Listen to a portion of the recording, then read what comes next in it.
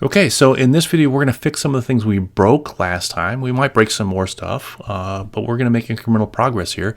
So last time, we refactored out all the common code from all these pages into these partials. And that has broken our nav system a little bit. So you can see the title of the page. This is highlighted, so it works on my index page here. But if I go to the uploads photo, it's not highlighted and this title didn't change. And it didn't change here either. So we're going to fix all of that in this video. The first thing I'm going to do is I'm going to create another directory.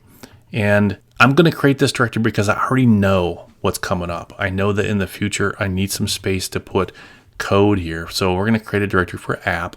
Inside that directory, we're going to create another file. It's going to be a PHP file called globals.php. And this is a file where we can put global functions that we want to see on every page. So we'll come back to this in a second.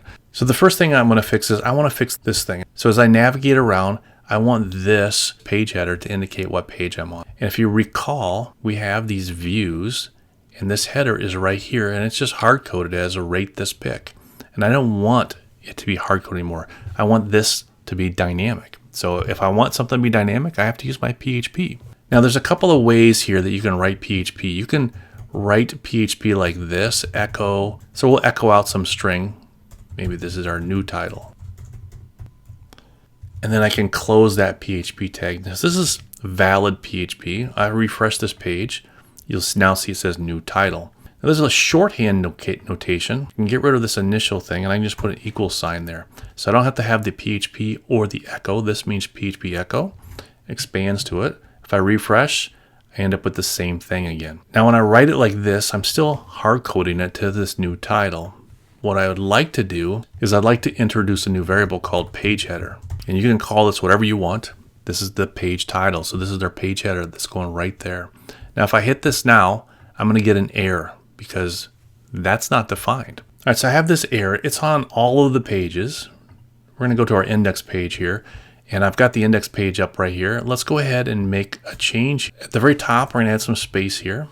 And we are going to add an opening PHP tag and a closing PHP tag.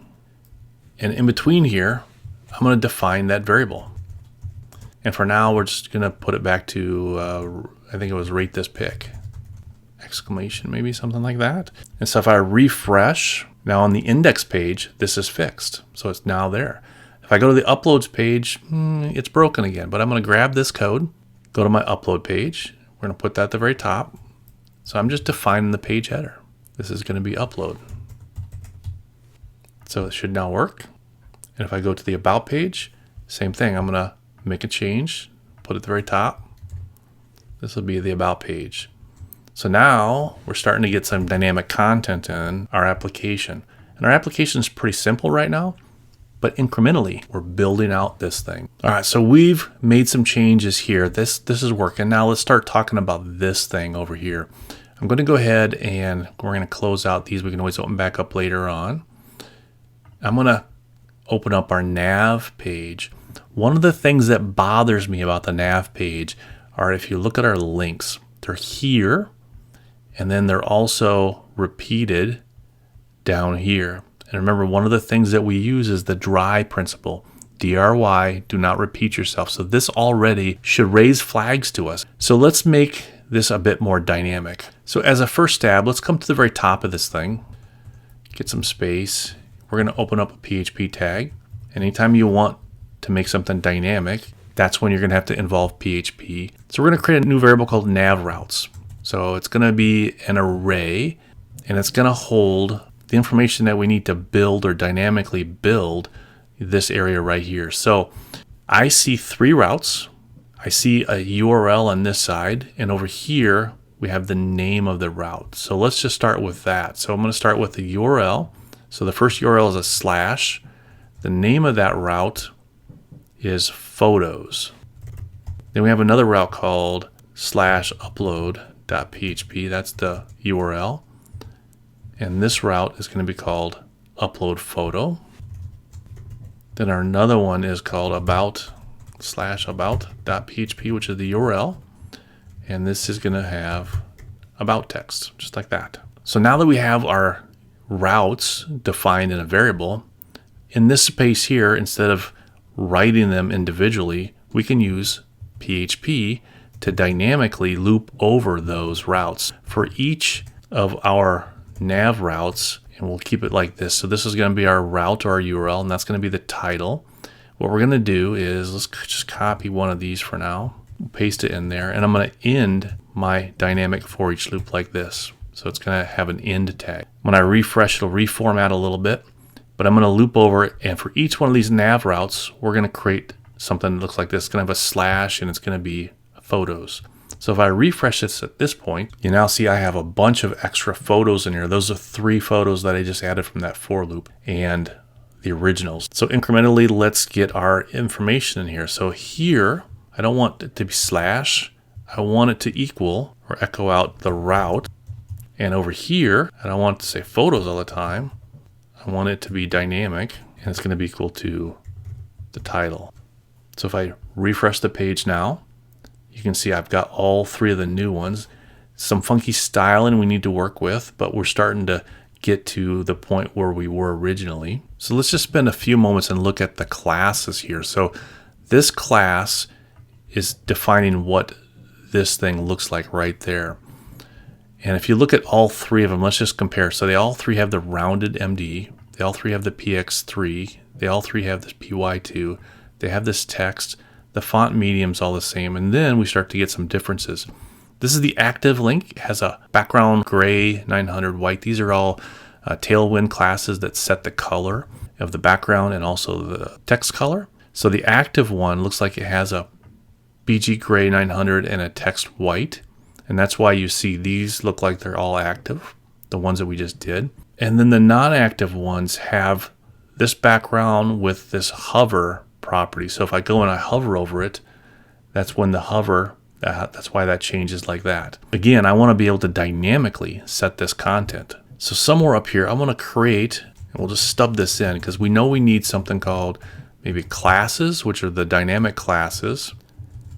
And I want them to be either this, if it's active, or I want it to be either this other one if it's not active. So for now, let's go ahead and stub this in. So we'll say if it's true, so if it's active, we're going to grab those classes. And if it's not true, we're going to grab these classes. And now I have my classes in a variable. So we'll come back to this true in a second. So I just hard-coded this in. And this is the approach I recommend when you're writing code, is just incrementally try to get to the next step, This notation is a question mark though. If this is true, we're going to set classes to this. If it's false, we're going to set classes to this other side over here. And then dynamically, I don't want to hard code this here. I'm going to use my PHP shorthand, and we're going to put classes right here.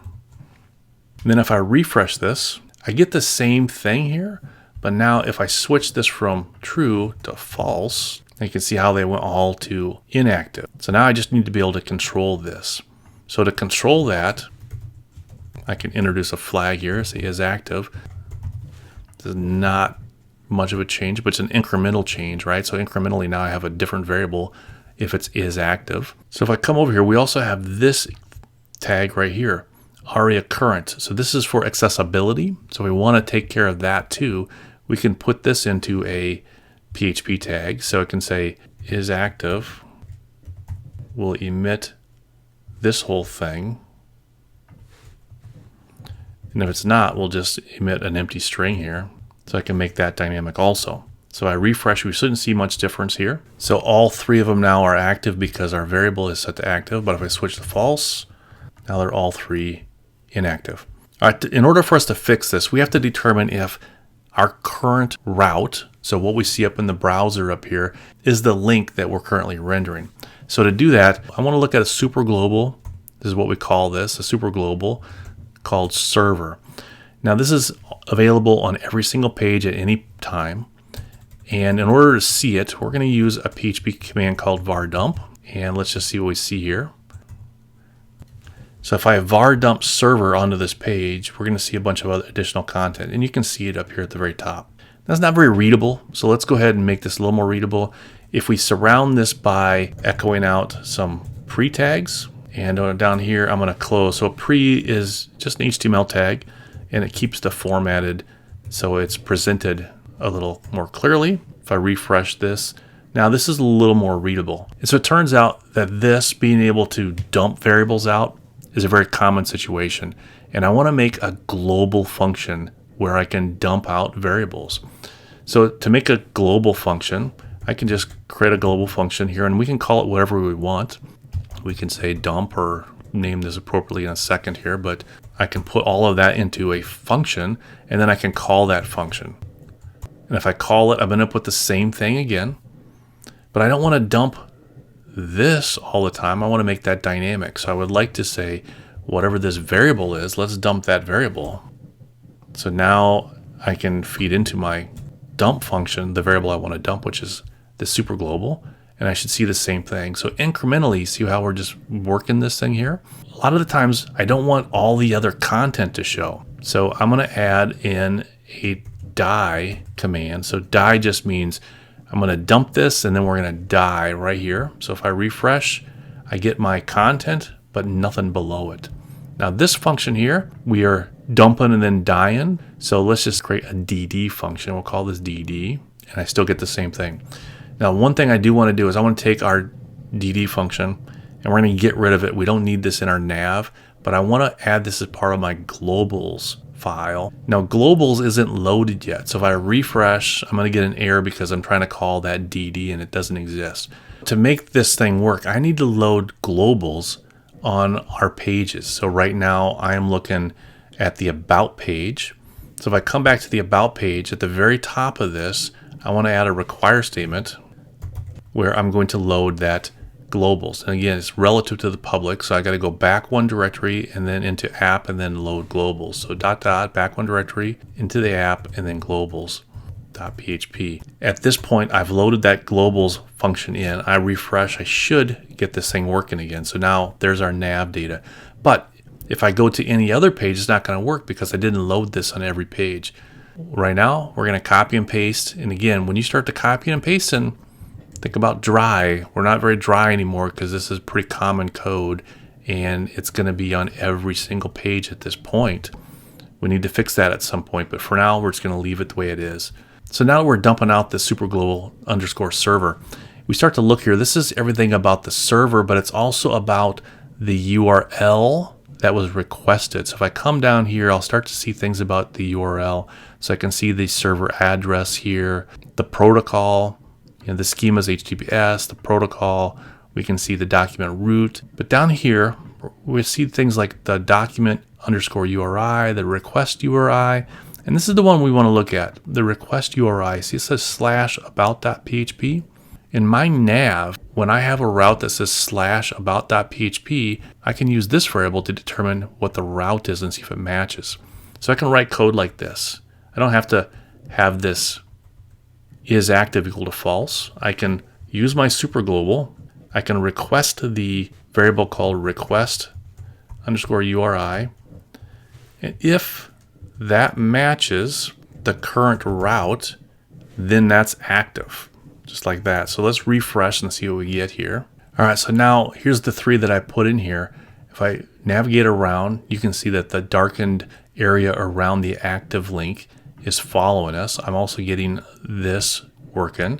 So now that we've got this working, let's go ahead and delete these other links. We don't need those, and they've gone, and I can navigate around. Now we have to fix one more thing. We have this mobile menu over here. So this mobile menu is still hard-coded. It still says these are hard-coded. But if I grab this code here, come down, you can see these menus. Here they are again. So I'm going to paste this in here for now. Classes are a little bit different, so let's go ahead and look at the common classes. So block, rounded, px, py, text-based, font, medium. Backgrounds where we start to get differences. So let's go ahead and grab the common classes. We'll put them in here. It's common classes. This is the active classes, so we'll replace that. It looks like maybe it's the same. Here are the inactive ones.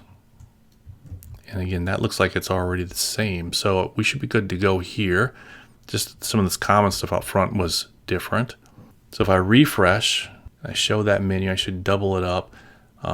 But as I navigate around, upload, about, and that's all working. So I can get rid of the ones now. These are extra.